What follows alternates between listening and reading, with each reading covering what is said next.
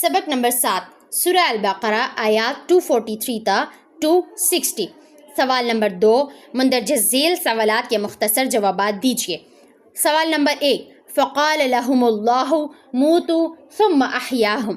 آیت کریمہ میں موت کے ڈر سے گھروں سے نکلنے والوں کے ساتھ اللہ تعالیٰ نے کیا معاملہ فرمایا ہے؟ اللہ تعالیٰ نے ان لوگوں کو موت کا مزہ چکھایا، پھر اللہ تعالیٰ نے انہیں دوبارہ زندہ فرمایا۔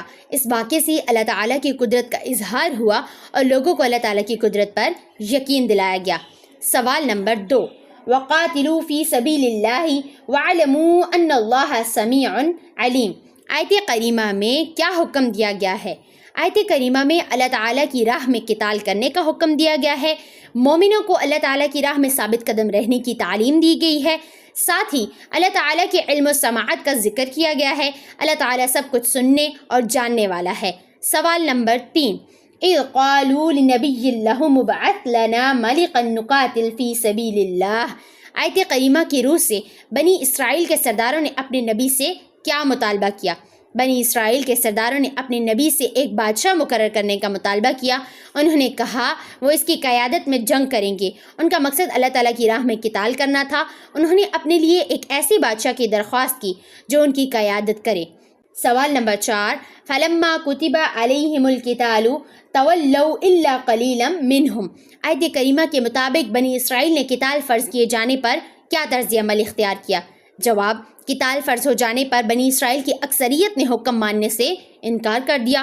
انہوں نے جنگ سے منہ موڑ لیا اور پیچھے ہٹ گئے۔ صرف چند لوگ ایسے تھے جو اس حکم پر قائم رہے۔ اس سے ان کی کمزوری اور نافرمانی ظاہر ہو گئی۔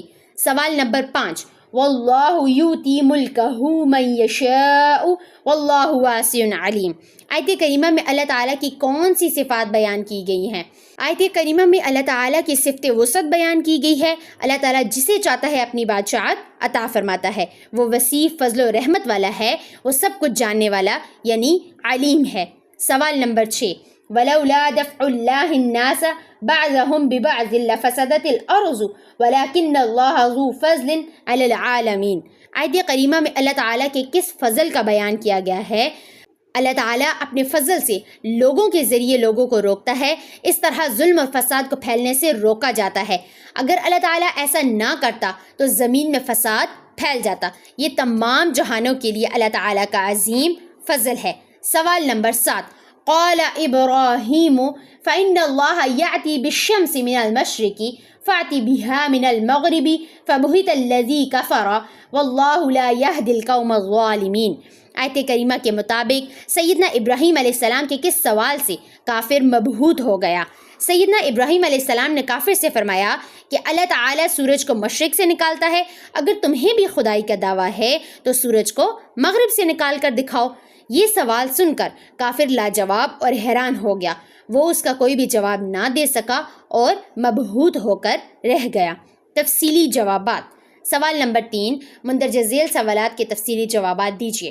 سوال نمبر 1 یا ایھا الذین آمنوا انفقوا مما رزقناکم من قبل ان یاتی یوم لا بیع فیہ ولا خلۃ ولا شفاعۃ والکافرون هم الظالمون۔ آیت کریمہ کا ترجمہ لکھیں۔ اے ایمان والو، جو کچھ ہم نے تمہیں عطا کیا ہے اس میں سے خرچ کرو، اس دن کے آنے سے پہلے خرچ کرو جس میں نہ خرید و فروخت ہوگی، نہ اس دن کوئی دوستی کام آئے گی اور نہ سفارش ہوگی، اور کافر ہی ظالم ہے۔ لہٰذا انسان کو آخرت کی تیاری کے لیے اللہ کی راہ میں خرچ کرنا چاہیے۔ قیامت کے دن مال و دولت انسان کے کسی کام نہیں آئیں گے، اس لیے دنیا میں نیک اعمال اور صدقہ و خیرات کرنا ضروری ہے۔ فقالوا أَنَّى يَكُونُ لَهُ الْمُلْكُ عَلَيْنَا وَنَحْنُ أَحَقُّ بِالْمُلْكِ مِنْهُ وَلَمْ يُؤْتَ سَعَةً مِنَ الْمَالِ قَالَ إِنَّ اللَّهَ اصْطَفَاهُ عَلَيْكُمْ وَزَادَهُ بَسْطَةً فِي الْعِلْمِ وَالْجِسْمِ۔ آیت کریمہ کی روح سے بنی اسرائیل نے طالوت کو بادشاہ بنائے جانے پر کیا اعتراض کیا اور اس کا جواب کیا دیا گیا؟ بنی اسرائیل نے طالوت کو بادشاہ بنائے جانے پر اعتراض کیا۔ انہوں نے کہا کہ ہم بادشاہت کے زیادہ حقدار ہیں اور طالوت مالدار بھی نہیں ہے۔ ان کے نبی نے جواب دیا کہ اللہ تعالیٰ نے طالوت کو تم پر منتخب فرمایا ہے۔ اللہ تعالیٰ نے اسے علم اور جسمانی قوت میں وسعت عطا فرمائی ہے۔ بادشاہت کا فیصلہ مال و دولت کی بنیاد پر نہیں ہوتا۔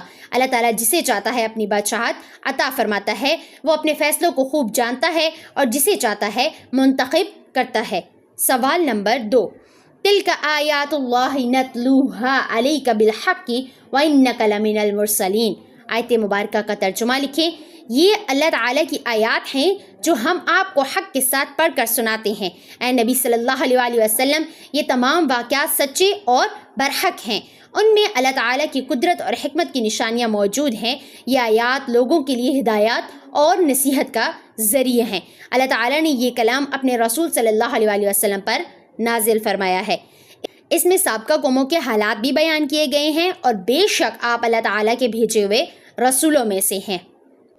وقال لهم نبيهم إن آية ملكه أن يأتيكم التابوت فيه سكينة من ربكم وبقية مما ترك آل موسى وآل هارون تحمله الملائكة۔ آیت کریمہ میں جناب طالوت کی بادشاہت کی کیا نشانی بیان کی گئی ہے؟ طالوت کی بادشاہت کی نشانی تابوت کا بنی اسرائیل کے پاس واپس آنا بیان کی گئی ہے۔ اس تابوت میں ان کے رب کی طرف سے سکون اور اطمینان تھا۔ اس میں حضرت موسیٰ علیہ السلام اور ہارون علیہ السلام کے خاندان کی چھوڑی ہوئی چیزیں تھیں۔ اس تابوت کو فرشتے اٹھا کر لانے والے تھے۔ اس واقعے سے طالوت کی بادشاہت کی سچائی ثابت ہوئی۔ یہ اللہ تعالیٰ کی طرف سے بنی اسرائیل کے لیے ایک واضح نشانی تھی۔ اس نشانی سے انہیں طالوت کی قیادت کو تسلیم کرنے کا یقین حاصل ہوا۔ سوال نمبر 3، اللہ ولی الذین آمنوا یخرجهم من الظلمات الی النور والذین کفروا اولیاؤہم الطاغوت یخرجونہم من النور الی الظلمات اولئک اصحاب النار ہم فیہا خالدون۔ آیت مبارکہ کا ترجمہ لکھیں۔ اللہ تعالیٰ ایمان والوں کا مددگار اور کارساز ہے۔ وہ انہیں اندھیروں سے نکال کر روشنی کی طرف لے جاتا ہے، اور جن لوگوں نے کفر کیا ان کے مددگار طاغوت ہیں، وہ انہیں روشنی سے نکال کر اندھیروں کی طرف لے جاتے ہیں۔ کافر لوگ اللہ تعالیٰ کی ہدایت سے محروم ہو جاتے ہیں، ایسے لوگ جہنم والے ہیں، وہ اس میں ہمیشہ رہیں گے۔ فمن شرب منه فليس مني ومن لم يطعمه فإنه مني إلا من اغترف غرفة بيده فشربوا منه إلا قليلا منهم۔ آیت مبارکہ کے مطابق جناب طالوت کے لشکر کا امتحان کس طرح لیا گیا؟ طالوت نے اپنے لشکر کو ایک دریا کے ذریعے آزمایا۔ انہوں نے فرمایا کہ جو شخص دریا کا پانی پیے گا وہ میرے ساتھ نہیں ہوگا، اور جو پانی نہیں پیے گا وہ میرے ساتھ ہوگا، البتہ جو صرف ایک چلو بھر پانی پی لے گا اسے اجازت تھی۔ لشکر میں اکثر لوگوں نے دریا کا پانی پی لیا، صرف تھوڑے سے لوگ حکم پر قائم رہے تھے اور پانی سے پرہیز کیا۔ اس طرح طالوت نے اپنے لشکر میں فرما بردار اور ثابت قدم لوگوں کو پہچان لیا۔ سبق نمبر 8، سورہ البقرہ آیات 261 تا 286۔ سوال نمبر 2، مندرجہ ذیل سوالات کے مختصر جوابات دیجیے۔ سوال نمبر 1، ثم لا يتبعون ما انفقوا منا ولا اذى لهم اجرهم عند ربهم ولا خوف عليهم ولا هم يحزنون۔ آیت کریمہ میں انفاق کے حوالے سے کیا ہدایات دی گئی ہیں اور اس پر کس انعام کا ذکر ہے؟ اللہ کی راہ میں مال خرچ کرنے کے بعد احسان نہیں جتانا چاہیے، اور صدقہ دے کر کسی کو تکلیف یا اذیت نہیں دینی چاہیے۔ ایسے لوگوں کے لیے ان کے رب کے پاس اجر مقرر ہے۔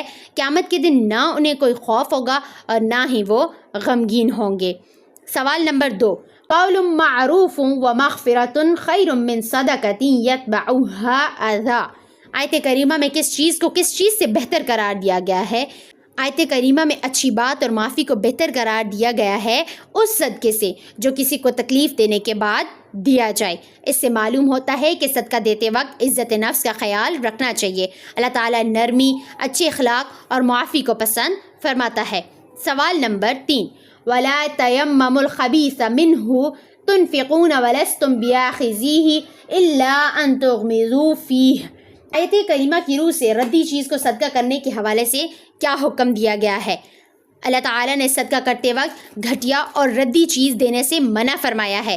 انفاق میں اپنی اچھی اور پاکیزہ چیزوں میں سے خرچ کرنا چاہیے۔ ایسی چیز صدقہ نہیں کرنی چاہیے جسے انسان خود لینا پسند نہ کرے۔ اللہ تعالیٰ بے نیاز اور تعریف کے لائق ہے۔ سوال نمبر 4، الذین یعقلون الربا لا یقومون الا کما یقوم الذی یتخبطہ الشیطان من المس۔ آیت کریمہ میں سود خوروں کی قیامت کے دن کیا کیفیت بیان ہوگی؟ سود کھانے والے قیامت کے دن اس طرح اٹھیں گے جیسے کسی کو شیطان نے چھو کر بدحواس کر دیا ہو۔ وہ اپنی حالت میں بے قراری اور پریشانی کے ساتھ اٹھیں گے۔ یہ کیفیت سود کی سنگینی اور اس کے برے انجام کو ظاہر کرتی ہے۔ اللہ تعالیٰ نے تجارت کو حلال اور سود کو حرام قرار دیا ہے۔ سوال نمبر 5، الذین ينفقون اموالهم باللیل والنہار سرا وعلانیۃ فلہم اجرہم عند ربہم ولا خوف علیہم ولا ہم یحزنون۔ آیت کریمہ میں کن لوگوں کے لیے خوف اور غم سے نجات کا اجر بیان ہوا ہے؟ ان لوگوں کے لیے یہ اجر بیان ہوا ہے جو اللہ کی راہ میں اپنا مال خرچ کرتے ہیں۔ وہ رات اور دن پوشیدہ اور ظاہری طور پر اللہ کی راہ میں خرچ کرتے ہیں۔ اللہ تعالیٰ کے ہاں ان کے لیے اجر مقرر ہے۔ قیامت کے دن نہ انہیں خوف ہوگا اور نہ ہی وہ غمگین ہوں گے۔ سوال نمبر 6، یا ایھا الذین آمنوا اتقوا اللہ وذروا ما بقی من الربا ان کنتم مؤمنین۔ آیت کریمہ میں مومنین کو کیا نصیحت کی گئی ہے؟ مومنین کو اللہ تعالیٰ سے ڈرنے اور تقوی اختیار کرنے کی نصیحت کی گئی ہے۔ انہیں حکم دیا گیا ہے کہ سود کا جو حصہ باقی رہ گیا ہے اسے چھوڑ دیں۔ سود سے مکمل طور پر اجتناب کرنا ایمان کا تقاضا ہے۔ سچے مومنوں کو اللہ تعالیٰ کے اس حکم کی پابندی کرنی چاہیے۔ سوال نمبر 7، وَلْيَكْتُبْ بَيْنَكُمْ كَاتِبٌ بِالْعَدْلِ وَلَا يَعْبَ كَاتِبٌ أَنْ يَكْتُبَ۔ آیت کریمہ میں مالی معاملات لکھنے کے حوالے سے کاتب کو کیا ہدایات دی گئی ہیں؟ مالی معاملات کو لکھنے والا کاتب انصاف کے ساتھ معاملہ تحریر کرے۔ اسے اللہ تعالیٰ کے سکھائے ہوئے طریقے کے مطابق لکھنے سے انکار نہیں کرنا چاہیے۔ تحریر میں کسی تفریق کے ساتھ ناانصافی یا جانبداری نہیں کرنی چاہیے۔ اسی طرح مالی معاملات واضح رہتے ہیں اور بعد میں اختلاف سے بچا جا سکتا ہے۔ تفصیلی جوابات۔ سوال نمبر 1، وَمَثَلُ الَّذِينَ يُنْفِقُونَ أَمْوَالَهُمُ ابْتِغَاءَ مَرْضَاتِ اللَّهِ وَتَثْبِيتًا مِّنْ أَنفُسِهِمْ كَمَثَلِ جَنَّةٍ بِرَبْوَةٍ أَصَابَهَا وَابِلٌ فَآتَتْ أُكُلَهَا ضِعْفَيْنِ فَإِن لَّمْ يُصِبْهَا وَابِلٌ فَطَلٌّ وَاللَّهُ بِمَا تَعْمَلُونَ بَصِيرٌ۔ آیت مبارکہ کا ترجمہ لکھیں۔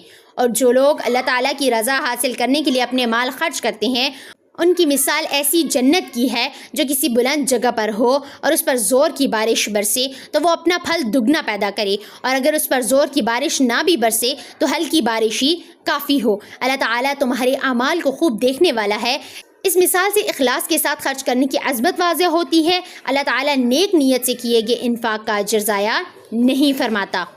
مثل الذین ينفقون اموالهم فی سبیل اللہ کمثل حبۃ انبتت 7 سنابل فی کل سنبلۃ 100 حبۃ واللہ یضاعف لمن یشاء واللہ واسع علیم۔ آیت کریمہ میں اللہ تعالیٰ کی راہ میں خرچ کرنے والوں کے اجر کو مثال کے ذریعے کیسے بیان کیا گیا ہے؟ اللہ تعالیٰ نے اپنی راہ میں خرچ کرنے والوں کے اجر کو ایک دانے کی مثال سے بیان فرمایا ہے۔ ایک دانہ زمین میں بویا جائے تو اس سے 7 بالیں پیدا ہو سکتی ہیں، اور ہر بالی میں 100 دانے ہوں تو مجموعی طور پر 700 دانے بن جاتے ہیں۔ اسی طرح اللہ تعالیٰ اپنی راہ میں خرچ کیے گئے مال کا اجر کئی گنا بڑھا دیتا ہے۔ اللہ تعالیٰ جس کے لیے چاہتا ہے اس اجر کو مزید بھی بڑھا دیتا ہے۔ اس لیے مومن کو خوش دلی اور اخلاص کے ساتھ اللہ تعالیٰ کی راہ میں خرچ کرنا چاہیے۔ اللہ تعالیٰ وسیع فضل والا اور سب کچھ جاننے والا ہے۔ سوال نمبر 2، ان تبدوا الصدقات فنعما هي وان تخفوها وتؤتوا الفقراء فهو خير لكم ويكفر عنكم من سيئاتكم والله بما تعملون خبير۔ آیت مبارکہ کا ترجمہ لکھیں۔ اگر تم صدقات ظاہر کر کے دو تو یہ بھی اچھی بات ہے، اور اگر تم انہیں چھپا کر فقیروں کو دو تو یہ تمہارے لیے زیادہ بہتر ہے۔ اللہ تعالیٰ اس کے ذریعے تمہارے کچھ گناہ دور فرما دیتا ہے، اور اللہ تعالیٰ تمہارے اعمال سے پوری طرح باخبر ہے۔ اس آیت سے پوشیدہ طور پر صدقہ کرنے کی فضیلت معلوم ہوتی ہے۔ صدقہ انسان کے گناہوں کی معافی کا ذریعہ بھی بنتا ہے، اس لیے صدقہ اخلاص اور اللہ کی رضا کے لیے کرنا چاہیے۔ فَمَثَلُهُ كَمَثَلِ صَفْوَانٍ عَلَيْهِ تُرَابٌ فَأَصَابَهُ وَابِلٌ فَتَرَكَهُ صَلْدًا لَا يَقْدِرُونَ عَلَى شَيْءٍ مِّمَّا كَسَبُوا وَاللَّهُ لَا يَهْدِي الْقَوْمَ الْكَافِرِينَ۔ آیت مبارکہ میں احسان جتا کر خرچ کرنے والوں کے لیے کیا مثال بیان کی گئی ہے؟ احسان جتا کر اور تکلیف دے کر صدقہ کرنے والے کے عمل کو ایک چٹان سے تشبیہ دی گئی ہے۔ اس چٹان پر مٹی کی ایک تہ ہو اور پھر زور کی بارش اسے صاف کر دے، بارش کے بعد وہ چٹان بالکل صاف اور سخت رہ جاتی ہے۔ اسی طرح احسان جتانے سے صدقے کا اجر ختم ہو جاتا ہے۔ ایسے لوگ اپنے کیے ہوئے اعمال سے آخرت میں کوئی فائدہ حاصل نہیں کر سکیں گے۔ اس لیے صدقہ کرتے وقت کسی پر احسان نہیں جتانا چاہیے۔ اللہ تعالیٰ صرف اخلاص کے ساتھ کیے گئے صدقے اور نیک اعمال کو پسند فرماتے ہیں۔ سوال نمبر 3، وما انفقتم من نفقة او نذرتم من نذر فإن اللہ یعلمہ وما للظالمین من انصار۔ آیت مبارکہ کا ترجمہ لکھیں۔ اور تم جو کچھ بھی خرچ کرتے ہو یا جو بھی نظر مانتے ہو، اللہ اسے خوب جانتا ہے۔ اللہ تعالیٰ تمہارے تمام اخراجات اور نظروں سے باخبر ہے۔ انسان جو کچھ اللہ کی رضا کے لیے کرتا ہے وہ اللہ کے علم میں ہوتا ہے۔ اللہ تعالیٰ نیک نیت سے کیے گئے اعمال کا اجر عطا فرماتا ہے۔ اس لیے انسان کو اپنے اعمال کو اچھے کاموں میں خرچ کرنا چاہیے۔ ظالم لوگ اللہ تعالیٰ کی نافرمانی کی وجہ سے کسی قسم کی مدد سے محروم رہیں گے۔ اللہ تعالیٰ ہر انسان کے اعمال اور نیتوں سے پوری طرح باخبر ہیں۔ وَإِن كُنتُمْ عَلَى سَفَرٍ وَلَمْ تَجِدُوا كَاتِبًا فَرِهَانٌ مَّقْبُوضَةٌ فَإِنْ أَمِنَ بَعْضُكُمْ بَعْضًا فَلْيُؤَدِّ الَّذِي اؤْتُمِنَ أَمَانَتَهُ وَلْيَتَّقِ اللَّهَ رَبَّهُ وَلَا تَكْتُمُوا الشَّهَادَةَ وَمَن يَكْتُمْهَا فَإِنَّهُ آثِمٌ قَلْبُهُ وَاللَّهُ بِمَا تَعْمَلُونَ علیم۔ آیت کریمہ میں دوران سفر لین دین کے معاملات لکھنے کے حوالے سے کیا ہدایات دی گئی ہیں؟ اگر لین دین کے وقت سفر کی حالت ہو اور لکھنے والا کاتب نہ ملے تو رہن رکھی ہوئی چیز بطور ضمانت لی جا سکتی ہے۔ اگر ایک شخص دوسرے پر اعتماد کرے تو جسے امانت دی گئی ہے اسے چاہیے کہ امانت واپس کرے۔ اسے اپنے رب اللہ تعالیٰ سے ڈرتے رہنا چاہیے۔ لین دین کے معاملات میں امانت اور دیانتداری کو اختیار کرنا ضروری ہے۔ گواہی کو چھپانے سے بھی منع کیا گیا ہے۔ جو شخص گواہی کو چھپاتا ہے وہ گنہگار ہے۔